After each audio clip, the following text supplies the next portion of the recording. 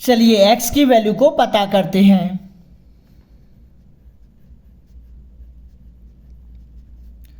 343 की power x plus 7 की power x equal to 26/125।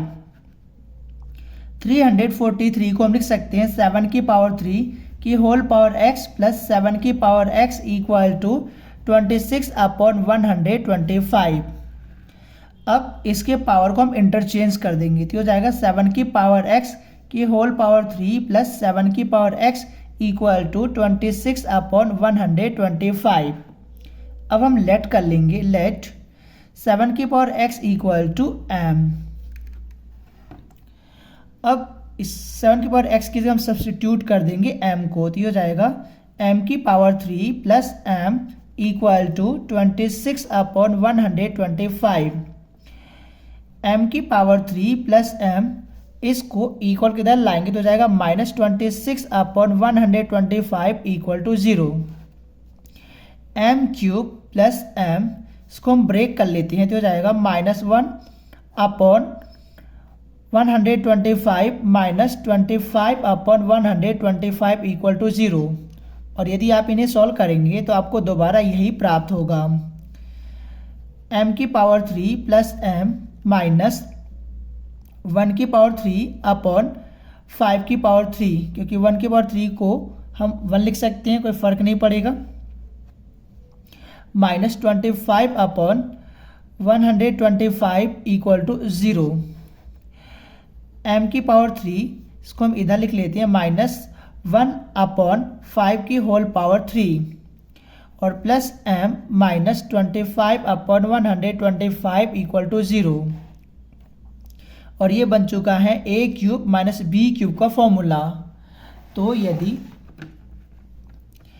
a cube minus B cube हो तो हम इनको इस प्रकार लिख सकते हैं, एक ब्रैकेट में a माइनस बी और दूसरे ब्रैकेट में a square plus B square plus A B. तो यही फॉर्मूला हम इस्तेमाल करेंगे। तो इसको हम लिख सकते हैं m -1/5 और दूसरे ब्रैकेट में m स्क्वायर प्लस इसका स्क्वायर करेंगे तो जाएगा 1/25, क्योंकि 1 का स्क्वायर तो 1 होगा और 5 का स्क्वायर 25 हो जाएगा, प्लस ए बी यानी m और 1/5 को मल्टीप्लाई करेंगे तो जाएगा m/5 प्लस m माइनस इसको हम कैंसिल आउट कर देते हैं, 25 × 25, 25 5 जा 125, तो हो जाएगा 1/5 इक्वल टू 0।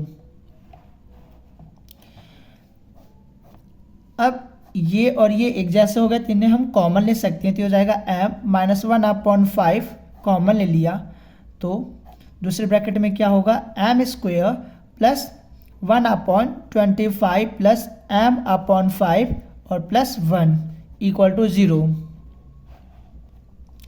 तो m -1/5 और m स्क्वायर प्लस m/5 1/25 और प्लस 1 इन दोनों को ऐड करेंगे तो जाएगा 26/25 इक्वल टू 0।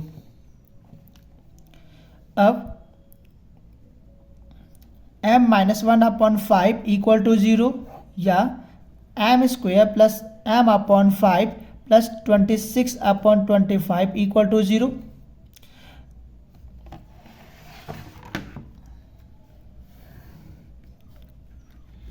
तो m इक्वल टू हो जाएगा 1/5। हमने इसी को सॉल्व कर लिया है। m -1/5 इक्वल टू 0 को मैं लिख देता हूँ यहाँ पर, m -1/5 इक्वल टू 0।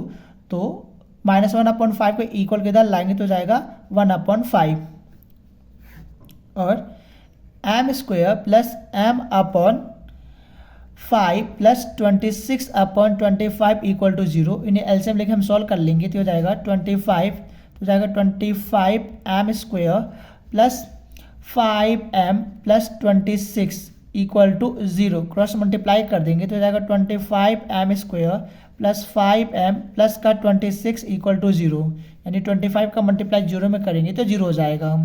इसको हम लिख सकते हैं 5m का whole square plus 5m plus 26 equal to 0।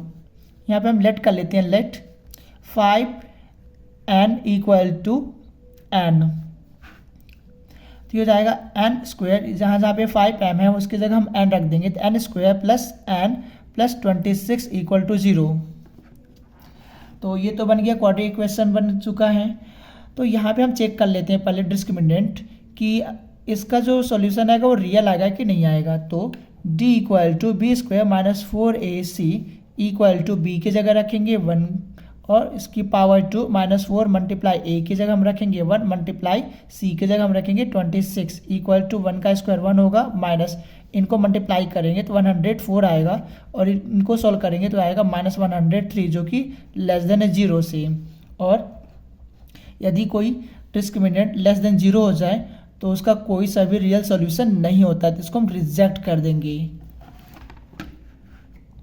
तो m इक्वल टू 1/5 आ गया। तो हमें तो x की वैल्यू पता करना है, तो जहाँ पर m है उसके जगह हम रख देंगे 1/5, तो ये हो जाएगा 7 की power x equal to m।